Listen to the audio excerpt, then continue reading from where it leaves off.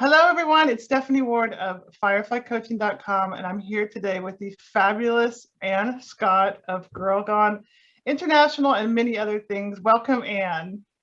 Thank you. So happy to join you here. I'm thrilled to have you. And before we dive in, I want to read your bio because it is super impressive. So let me just put my glasses on here. Anne Scott is the founder and CEO of Girl Gone International, the world's largest online and offline community for international women. On a budget of zero, Girl Gone International has scaled to over 250 local hubs in 80 countries, 750,000 members, 25,000 events, and a team of over 1,000 and a monthly organic reach of up to 20 million. That's right, 20 million. So tell us, how do you do that, Anne? How did you do it? Okay, I have to go. I don't know any of the answers. Bye. It's a very hard question. I think, first of all, we have to put in context. This is over the course of 10 years, actually now 11 years. So I always think when you're looking at what other people have done, like never judge yourself just against that. You can just set it in context. So good point. It was 11 years ago now, and it was very, very slow in the beginning. And I think it's that old thing that people say is like, it took me many years to be an overnight success. Right, yes. So that's where we're at today, and we're still growing. And I think because we managed to scale our mission and it resonates with so many and it does so much good for other women out there, so it kind of works in the system, like people really benefit from it and then they want to pay it back. And so that's how we've grown right across the world. And also because we're international by nature, it's very easy for us to grow internationally and to expand geographically, because the women in our community literally get up and walk and move countries. I always say, like, Girl Gone International grew legs and just walked right across the world. It flew right across the world, because when people were in a community, maybe in Hamburg or Amsterdam, and then after a few years, they would naturally move because it's very transient by nature, our community. Right. They would say, oh, hey, like, I love the community. Can I open it in whenever they're going to Vilnius? They're going to New York. And so I was like, yeah, sure. So we just made it easy for them to open it wherever they set fit next. That's a brilliant model. And how did it all begin? Because you haven't had a budget. So is it just word of mouth? Did you use email? Like, what was your strategy? Were you the face speaking, or how did you get the word out? Yeah, so to go back 11 years, it was really me just fulfilling a really personal need. So I was in Hamburg. It was my 10th city move in 10 years. And I was in an absolute miserable marriage that I wanted to get out of, but I didn't know how to. So I felt very stuck, very isolated. And I was in a city where I didn't really speak the language very well. And I didn't have any support network and I didn't have any friends. And so I was like, how am I going to get myself out of this situation? And when you don't have someone to talk to, you just kind of live in your own world, in your own bubble. When you live overseas, even more so. And so I was like, I just need to find a friend, basically. It's just this thing kept going in my head that I just need to find one friend, just one friend. And so I think one night, I don't know why that particular night, but I just went online and started to kind of go on Facebook, and it was actually meetup.com was big at the time, not so much now, and just started to reach out to other women who looked like they had a foreign name living in Hamburg. And I was like, hey. And I don't say like, you be my friend. It was more like, hi. Like, I'm kind of new in the city, and it's a bit weird that I'm reaching out directly, but if you wanted to want to meet for a coffee. And honestly, I didn't get many great responses, because people were like, who's this weird girl? Like, just randomly messaging me and asking me, is this a date? So what I realized, it was a bit less weird if it's a group of us. And so what I did was not say like, hey, do you want to meet for coffee one-on-one? I was like, hey, do you want to come? And a bunch of us are going to meet at this time and place. We'd love it if you join. So I realized from the beginning that the power in already being a community, like being bigger than myself, was going to be important. And it wasn't really that difficult at all, because as soon as I started saying, hey, I feel a bit lonely in the city, I don't know anyone, I'm new here, I've got no idea how the city works. And so many other women were like, me too. So as soon as we had that kind of connection, it was really easy to come together, like women from all over the world, from different countries, cultures, languages, age groups, and just sit in one room and immediately have that sense of connection and just intrinsically understanding one another in a situation we're in. So it's very easy to become friends very quickly. And it's basically that sense that friendship has been at the core of Yoga International, and that's basically what's powered us the last 11 years and got us right across the world, is just women being friends with one another and helping each other out. I love it that it came from solving your own personal problem. That's how so many great ideas and businesses emerge. It's just you trying to make a solution for yourself, so after that first meetup, then when was the moment where you came up with the name, and then how did you like start putting the word out, or what was how did you? I know you're an expert at scaling, so how did you take this idea and scale it? Yeah, so it was called in the beginning like Hamburg International Women, which was great when you're in Hamburg and you want to bring together international women. But when you move to Amsterdam, you can't really call it Hamburg International Women still. So I was like, I'm going to have to think of another name that kind of transcends the city. And because I wanted to keep the community in Hamburg, but I was moving to Amsterdam. Actually, it wasn't even me moved first. It was a couple of our members. One did move to Amsterdam, one went to Madrid, and I think one went to Cape Town. And they were like, by that time, I think GGI was maybe 18 months old, and we've been running a lot of events, because also at the time there was nothing there for women living overseas or find a safe way to connect with one another. Yeah, so what happened from Hamburg, we were about the 18th month, and then some members started to move away. They moved to Amsterdam, they moved to Madrid, to Cape Town, and to the other cities. And they came to me and said, look, the community is such a big part of my life. It's how I met my friends. It's how I found my apartment. It's how I got my job. It's all these things to me. Can I recreate it in this city that I'm moving to? And so I, of course, said yes. At the time, I had no idea how we were going to do this. But the first thing I knew we had to do was to change the name, because Hamburg International Women would sound weird in Madrid or Amsterdam. And so I really spent a lot of time thinking, like, what we would call ourselves, what was a collective name, what was something that people would identify with or would recognize if they'd never been part of the community before. And so again, keeping it in context, this was 2013. And so I was significantly younger then also. So people would ask me, like, are you an expat? And I'd be like, oh, no, I don't like that word. I don't identify with it at all. Are you a traveler? And I'm like, well, I do travel, but it's not how I live my life. I'm not a traveler by lifestyle. I don't have that much money to just jump on flights and go on holiday or to explore the world. I'm just a girl who's gone international. And so because that's how I explained my lifestyle, that's kind of what stuck.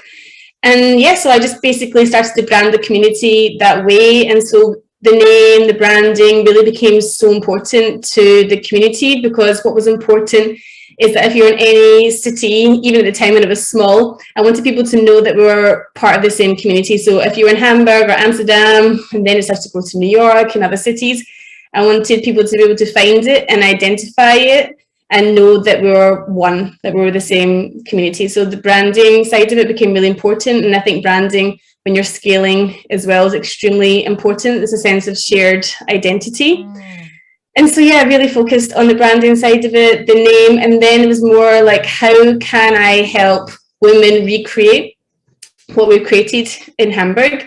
And then it was quite small, so it's very easy for me to do this one-on-one. So I would have a really close relationship with the person who was opening the community, and I would just basically pass on all my knowledge. Like, I didn't want them to make all the mistakes that I had made in my experience opening the community.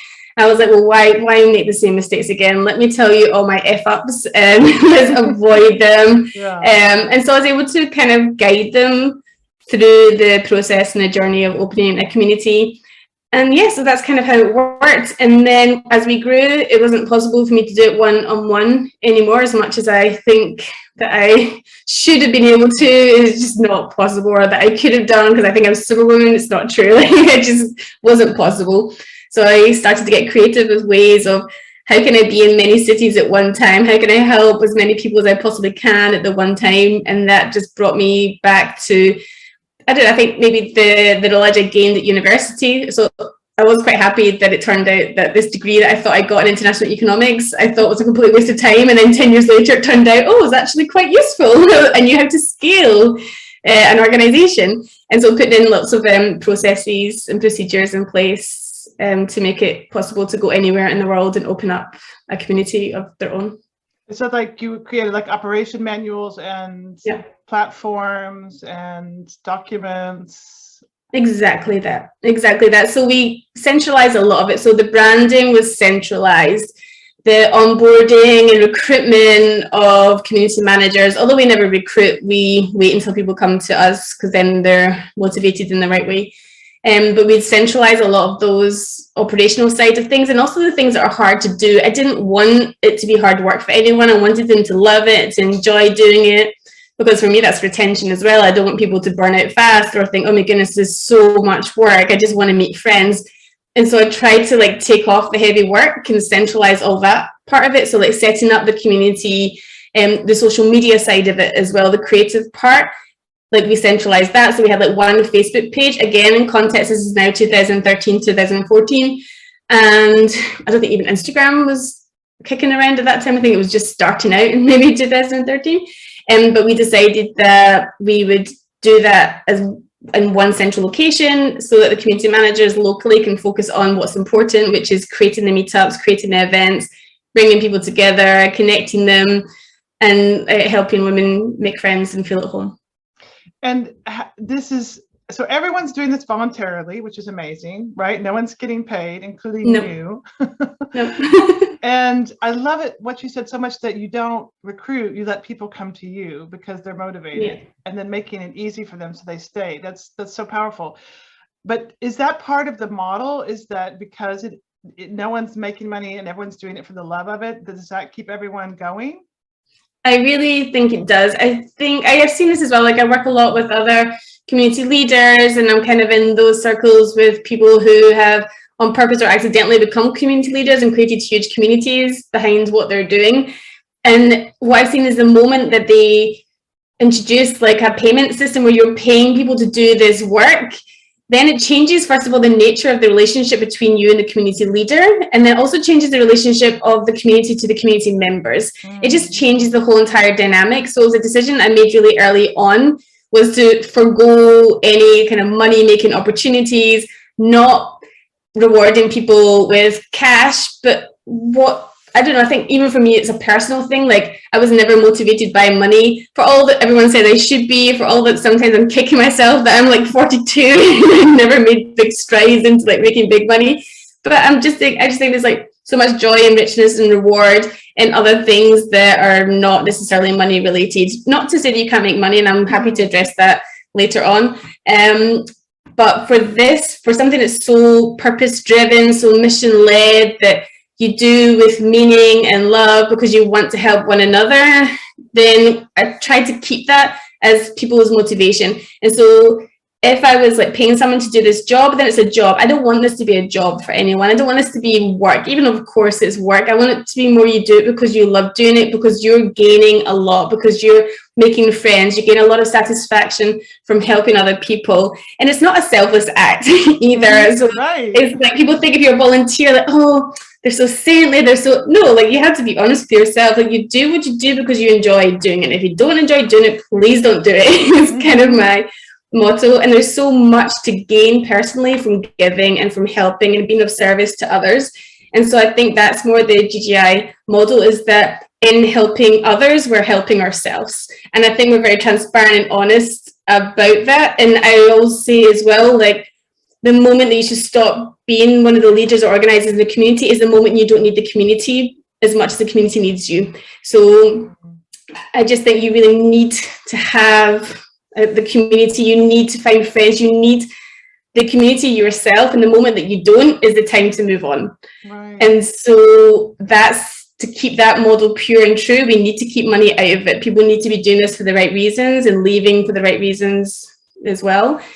And then, like I said, it's just because they're not rewarded in money, or I'm not rewarded in money, doesn't mean I'm not rewarded in other ways. Like I have the most happy, fulfilling life with the most amazing people and amazing experiences. And then I can monetize my skills that I've gained as a result of building the community. So when community leaders are building community, they're learning so much about other humans, about management, about event organization, about social media, about community management, community building, really powerful, important skills in today's market. So they can take those skills into their career, or they can create a business by using the skills they've acquired, or even the network and contacts that they've built naturally and authentically over the years in the community. So it's like a really, for me, it's a very beautiful relationship and a very sort of beautiful way to work and to grow. Yeah, I mean, that's so true. Not all rewards are financial, and you know, when you do give, you do get. So that's an amazing. Yeah. Everyone's benefiting in one way or the other from these networks. I wonder if you could talk a little bit about how you could, because most of the listeners, I think, well, many of the listeners are running profit-based businesses. So there is money involved, but if you can talk to us about how you could apply some of the strategies, the marketing strategies used to grow GGI that other for-profit businesses could pick up on. Yeah, I can actually give a tip in the sense, like a lot of small businesses want to work with Girl Gone International, with GGI or partner, but they do it in the wrong way. Okay. And so I would love to share with small business owners how to work with communities, like how to tap into them. And it really is about participation. And so most of the time, if you're a small business and you go into a community, you're kind of very quickly flagged up as a self-promoter or yeah, exactly. Yeah, and that's not fair, because we all want to help each other. Like, if I have friends with small businesses and I want nothing more in the world than be able to support them, and I want to spend my money on them, and so I get frustrated when we can't just do like adverts in the community or the social media, because it detracts from our mission, and our mission is friendship. And so we have to be very, very tight to our mission. Otherwise, it just gets derailed. And so the communities are for friendship only, and where we can, we will obviously support everyone in their endeavors and find ways to do that. So we have like a shout out post, so people can kind of put things underneath there, like their adverts, and do their self promotions, and we just like structure it that way. And also we work in synergy with other communities that focus on small business and promotions and advertising, etc. that way. But I always think, as a small business owner, like what to do is just genuinely show up and help out. Because for me, like, networking, it's got a bad rap, the name, but really, the most successful small business owners I see is that they do it very naturally and organically and authentically. Like, they don't just jump in like a stranger going, here's my business, bye, bye, bye. No, they're part of the community. They give, they show up, they participate, they help other women out. And so again, it's coming back to that symbiotic relationship, this give and take, really nice reciprocal culture.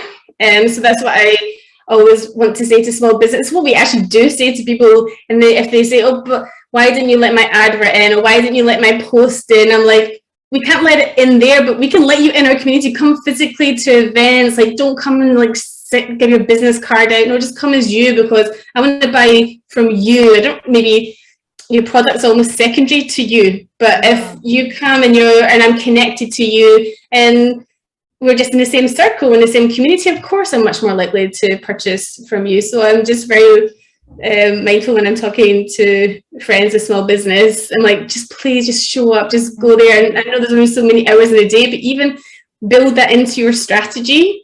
So if you only have 8 hours in a day, just say, okay, well, per week, I'm going to turn up to 2 events in person. And even, of course, with COVID, it might have to be online. Right. It's a much more slower approach, but it's much more natural and organic, and it really complements any other kind of social media strategy that you might have, is just showing up and being like a human, like a real person. So much. Every word you said is just music to my ears. That is exactly my approach as well. So just being human, being sincere, being authentic. I like to say, if you don't like the word marketing, replace it with connecting, because it's the same thing. And just, such good advice. Show up. Yeah, and tell your story. I think as well, the other way that we allow kind of self-promotion, or whatever you want to call it, is come into the community and tell your story. Share your story, put it in context frame it. So if you're in a community, especially like we're talking about GGI, so let's talk about GGI. You're women overseas and you've started a business. we're all fascinated by that. We all want to hear more. I want to know, like, what inspired you to do that? How's it going? How can we help you? Tell me how you even managed to legally set up a business here, how you do your accounts, we all want to know that. But if you just come in and put like a advert to your service, where's the story? Where's the context? You come in and share your story, a little bit of your journey. So how your Girlgun International life is taking you to this city where we're all sitting for whatever reason at that point in time, and tell me your story. And then by all means, put your website or share your business there, because it's in context of your story. I want to hear your story. And so I think this is always something that I really wish more small business owners would do, is like, don't be scared to share your story. Like, it's the most powerful marketing tool you have is your story. Yeah. And if you don't know how to tell your story, learn how to tell your story. I think this is a really important thing, because I had to do that as well.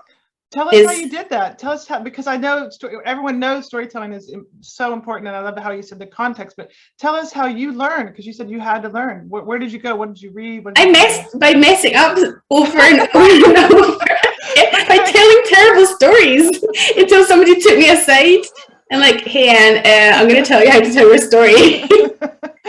And it's funny because just randomly last night, I was just clearing out some files and I found the first story that I kind of wrote about my story, like how I was going to share it. And it was for, I won't mention who it was, but it was like a large organization. And actually it was in Amsterdam when they called me to do this. I just remember very clearly. And it's the first big talk I've ever been invited to do. So, and they were like, just don't worry, just share your story, because we're building a community around our organization. It was a non-profit. It was for a chronic illness. Just come and tell your story. And so I arrived in Prague, and I got there and I saw the big poster, and it said at the top, keynote speaker Anne Scott. And I was like, what? I was like, this is absolutely, it was just one of the worst moments ever, because I was like, who am I? I was like, who am I to be the keynote speaker? I was like, guys, come on, like you could have tried a bit harder. I was like, why? And it turns out eventually it's because a lot of the people at the conference of this organization had been a part of GGI, and they benefited from it a lot, but I just didn't realize. I thought it was like super random.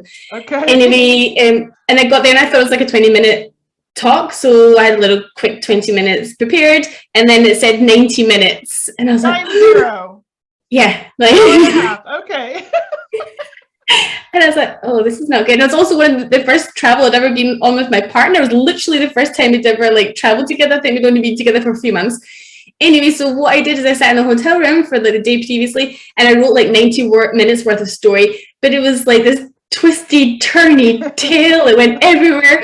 And I just remember seeing Juan in the audience, and it was the first time he'd heard me tell this life story. And I was like, oh my goodness, I don't think he'll want to date me after this, because it just went on forever. It had no structure. It was very disconnected. And it was very hard for me to relate it back to the people in the audience anyway. So it was just, after those 90 minutes, I also remember I had like a grey top on and the sweat patches I had, because my photos was just like just not good, not good. But so I think sometimes you have to kind of hit rock bottom, or just be clear that you're no good at something, and just be honest with yourself. I was like, I am not good at telling my story. I am not good at public speaking. I need some help. And so luckily at the time I was actually being mentored, and so I think having a mentor is very, very important. And he'd been working with like non-profit organizations, and he'd done a lot of training himself, and he's like, okay, send me what you've got. And he basically edited the whole entire thing for me and gave me some pointers, but then I had to rewrite it maybe at least 15-16 times, and I still rewrite it now. I still constantly improve it to make it sharper, to make it tighter. Sometimes you have to twist a little bit for your audience as well, because I think people are always looking for themselves in your story. They're always looking for how to they're either looking for themselves, or they're looking for a lesson or a takeaway. And so I think when you're telling your story, I always keep that in mind, like what am I trying to say about myself and convey about myself? That's kind of secondary. It's like, what am I asking them to see in me that they have in themselves? What can I teach them that I've learned the hard way that they can learn quickly via me? What value am I bringing? What's the point of my story? What's the value of my story? And because if somebody listens to your story, they're investing a lot of time. Yeah. And so it's So what value can I give them via telling my story? So I think there's a lot of resources out there. There's loads of things, even if you get like TED Talk books, you can look at YouTube, there's tons of courses, get a mentor, somebody who's experienced in this, and just be very conscious that you're going to have your precious life story ripped apart. And so you have to be like comfortable with that, be ready to be vulnerable. Things that you think are very, very interesting, fascinating, other people do not find interesting or fascinating, and things that you think are super boring and run of the mill, other people will tell you, wow. And so it's just a very interesting exercise to embark on if you have a small business or in any walk of life. I think that's excellent advice. And there's Toastmasters International, of course, and loads of books. I'll include some links on the post with that. And just for anyone who's curious, when you said that you were afraid maybe one doesn't want to keep dating you, they're still together, people. They're getting married, so it worked out. The story did not send Juan running. No, it didn't. I think my story started off with, I'm the child of a lesbian nun and a physics teacher. That's how my story started. It's a good start. Yeah, it started off well. It went downhill from there. So I could never live up to my opening sentence. Gosh, that's so good. Okay, so just to recap that, and then I have one last question for you. So the two big takeaways I got are show up and do that in person or online, however you can, as often as you can, and then really invest in learning how to tell your story and tell it well and tell it from the other person's point of view. So the last question is, because you consider yourself a meaningpreneur, someone who finds their work meaningful and makes a difference for the people in your community, what is it that you love the most about being a meaningpreneur? I think by the nature of the word, it means you live a meaningful life. So I think if you do everything with meaning, you're going to have a happy life regardless. Happiness doesn't always mean for me like, oh, I'm so happy every single day, but it means that I'm at peace, that I'm not wrestling with myself, I'm not suffering in any way, that when I get up and have to do work and sit in front of my computer or do long days, that there's purpose in it, there's meaning in it, there's a reason for doing what I'm doing. And so my why is really strong, and that drives me through even in the hard days. And it also pushes me to create as well. So if you do work that's meaningful to you and to others, you will constantly evolve and innovate and improve. And yeah, it just keeps you doing what you're doing and living a life that you love and doing work that's meaningful. And I think that's extremely important way to live your life.